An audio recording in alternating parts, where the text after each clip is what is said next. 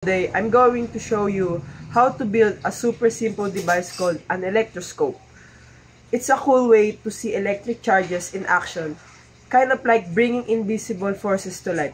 Let's divide in and make it happen. To make this electroscope, you'll need just a few simple materials.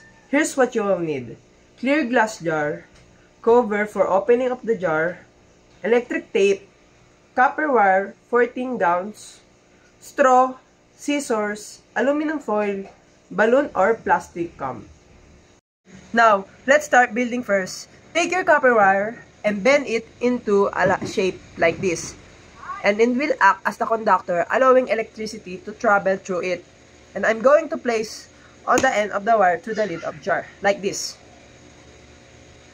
You bend this, and bend like this. Okay. You're gonna insert like this. And you're gonna bend like this. And after that, we're gonna put the foil. And we're gonna put the foil here. Like this. And now, we attach this piece of aluminum foil to the bottom end of the wire. This foil piece will hang freely inside the jar, and their movement will tell us when there is a charge nearby. And after that, we're gonna put it here. Like this. Like this. Now, we're gonna start the experiment. Teka muna, Jet. Mas malakas siya ngayon! Ulit. Teka muna, ulitin. Oh. Ayan, di ko na pinatay yung video. Hale.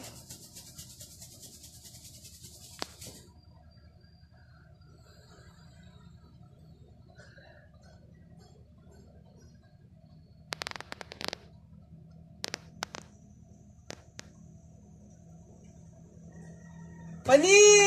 So, what's happening here? The balloon has built up a static charge which is transferred to the copper wire in the electroscope. This causes the aluminum foil lives inside the jar to gain the same type of charge. Since like charges repel, the foil leaves move apart from each other. This movement shows that electroscope has detected electrical charge. And that's it. You've just built a working electroscope that detects static charge. Pretty cool, right? This experiment shows how we can use simple materials to create a tool that helps us see invisible forces in action. Thanks for watching, and I hope you learned something today.